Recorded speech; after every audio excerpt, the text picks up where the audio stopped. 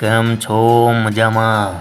अरे मामा, मुंबई, मायानगरी मुंबई, करोड़ों की आबादी वाला देश का फाइनेंशियल कैपिटल, जहां आज़ादी के बाद से ही देश के कोने कोने से काम धंधा करने आए लोगों की तादाद बढ़ने लगी थी।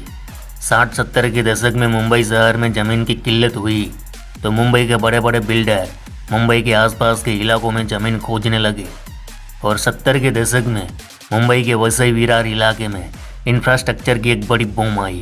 यहाँ खूब ज़मीन थी तो बड़े बड़े उद्योग, फैक्ट्री या स्कूल कॉलेज का बड़ी रफ्तार के साथ निर्माण होने लगा और वसई विरार के जदी पुस्ती में रहने वाले ठाकुर परिवार ने इसका जमकर फायदा उठाया। यहाँ के गरीब लोगों से सस्ते दामों में ज़मीन खरीदकर मुंबई के बिल्डरों को महंगे दामों में ज़मीन बेचते थे और इस धंधे ने जदी पुस्ती के ठाकुर घराने को रातों रात करोड़पति बना दिया।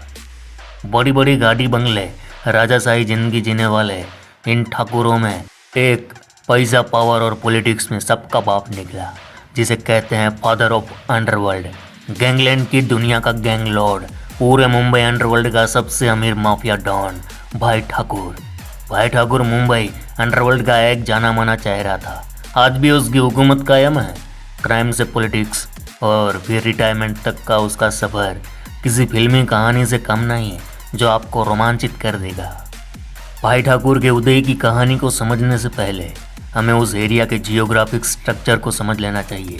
इस मैप में देखिए, एक और आइलैंड पर बसा मुंबई सिटी और उसके आसपास का एरिया जिसे ग्रामीण मुंबई यानी रूरल मुंबई कहते हैं। इसमें जो ये बीच में पानी दिख रहा है उसे लोकल भाषा में खाड़ी कहते हैं। वैसे खाड़ी उसे कहते हैं जहाँ तीनों दिशा में ज़मीन हो और बीच में पानी। समंदर का पानी मुंबई सिटी और वसई विरार नाला सुपारा को मुंबई से अलग करता है। जब आपको मुंबई से वसई आना हो तो घूम फिर कर आना पड़ता है, यानी एक तरह वसई विरार नाला सुपारा मुंबई से काफ़ी अलग है। उस जमाने में वसई विरार थाना जिला में पड़ता था, जो कि देश का सबसे बड़ा जिला गिना जाता था। और उस जमाने में यहाँ एक कमिश्नर रैंक का अफसर बड़े पद पर थाना में बैठता था और भाई ठाकुर का जो एरिया था वहाँ का इंचार्ज एक डीएसपी हुआ करता था। उनके नीचे 1-2 इंस्पेक्टर, 5-6 कांस्टेबल। ऐसे में भाई ठाकुर के पास ये सबसे बड़ा मौका था कि अपने धंधे को चलाने उसे डीएसपी लेवल के एक ही अफसर को मैनेज करना है और इस वजह से उनको धंधा करना आसान हो जाता था। तो भाई ठाकुर के साम्राज्य को बिल्ड होने में इन 2 बातों ने अहम रोल अदा किया। एक तो वसई विरार और मुंबई के बीच दूरी और समंदर का पानी, जिसकी वजह से मुंबई सिटी के माफिया इस इलाके तक कभी पहुंच ना सके। वहीं इस इलाके में कानून के पहरेदारों की दखल कम थी। इन दोनों वजह ने भाई ठाकुर के हौसले बुलंद कर दिए थे। भाई ठाकुर का जन्म 1993 को मुंबई के वसई विरार इलाके में हुआ था। उनके पिता का नाम विष्णु ठाकुर है। 1975 के आसपास वसई विरार नाला सुपारा में आई औद्योगिक क्रांति ने धीरे धीरे ठाकुर परिवार की तिजोरी को कुबेर का खजाना बना दिया था। जब वसई में नई नई बिल्डिंगें बन रही थी तब भाई ठाकुर ने वहां अपने आदमियों को उतार दिया था। वहीं वसई में पानी की दिक्कत थी। भाई ठाकुर ने अपने खोपड़े का बत्ती जलाया और पानी को बेचना शुरू किया। दरअसल गवर्नमेंट ने वहां कुआं खोदने की कोशिश की या पानी दूसरी जगह से लोगों तक पहुंचाने की कोशिश की, तो भाई ठाकुर ने अपने पावर का इस्तेमाल कर कोई भी काम होने नहीं दिया। इससे लोगों को मजबूरन पानी का टैंकर मंगवाना पड़ता था और भाई ठाकुर के पास पानी के टैंकरों की लाइनें थी। इस तरह भाई ठाकुर ने पानी बेचकर भी पैसा कमाया। वहीं वसई विरार नाला सुपारा और आसपास के इलाकों में भाई ठाकुर बहुत सस्ते दामों में ज़मीन खरीदता और फिर उसे महंगे दामों में बिल्डर्स को बेचता। जब भी बिल्डर्स को ज़मीन लेने बेचने में दिक्कत आती तब भी वह बिल्डर पुलिस की बजाय भाई ठाकुर की दहलीज पर जाता और उसकी मदद लेता। बताया तो ये भी जाता है जिस मैटर में भाई ठाकुर का नाम आए उस मैटर में पुलिस भी पीछे हट जाया करती थी। अब तक हफ्ता वसूली, एक्सटॉर्शन, स्मगलिंग, मर्डर, ज़मीन कब्जा, इन सभी धंधों से भाई ठाकुर ने एक मोटी कमाई कर ली थी। अब धीरे धीरे भाई ठाकुर का सेटिंग हुआ डी कंपनी के साथ। भाई ठाकुर ने डी कंपनी के सरगना दाऊद इब्राहिम के साथ मिलकर हर वो धंधा किया जो कानून की नज़रों में एक अपराध है। 90 के दशक में जब भारत में महंगाई अपने चरम पर थी, सोने के भाव आसमान छू रहे थे, तब दुबई में बैठे दाऊद इब्राहिम ने चांदी की स्मगलिंग शुरू की। एक रोज़ 8 करोड़ की चांदी की कंसाइनमेंट दुबई से मुंबई आई और इस कंसाइनमेंट में 300 चांदी के ब्रिक्स थे। एक हादसे के कारण भाई ठाकुर के इलाके में समंदर के किनारे पानी में वो चांदी की बोट डूब गई। वहाँ बसे गांव वालों ने समंदर में चांदी की ब्रिक्स निकालकर अपने अपने घरों में छिपा दी थी। तब दाऊद के कहने पर भाई ठाकुर के आदमियों ने उस गांव को 8 महीने तक बंधक बनाकर रखा और रोज गांव वालों की पिटाई करते थे, जहां डर के मारे पुलिस वाले भी नहीं जाते थे। पर कांग्रेस की सोनिया गांधी की दखल के कारण फिर गांव वालों को छुड़ाया गया और बाद में यह केस बहुत लंबा चला था। इस केस पर हम अलग से वीडियो बना चुके हैं, उसे भी जरूर देखना। खैर, भाई ठाकुर के बढ़ते रुतबे और दबदबे के कारण उसके कई दुश्मन भी बढ़े। इसी दुश्मनी में एक रोज गैंग वॉर में विरोधी गैंगस्टर ने भाई ठाकुर की आंख फोड़ दी थी।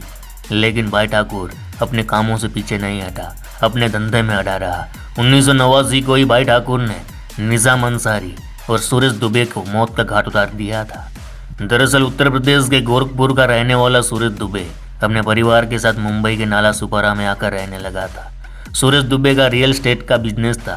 वहीं दूसरी तरफ भाई ठाकुर का इलाके में अच्छा खासा दबदबा माना जाता था। सुरेश दुबे प्लॉट और घर को खरीदकर उसे रिनोवेट करवा कर आगे बेचा करता था। साल 1989 का वह दिन जब भाई ठाकुर सुरेश दुबे को मीटिंग के लिए अपने घर बुलाता है। वहाँ एक प्लॉट को लेकर भाई ठाकुर ने दुबे से बात की। वह सुरेश दुबे से प्लॉट को खरीदना चाहता था, लेकिन दुबे ने प्लॉट को बेचने से साफ इनकार कर दिया।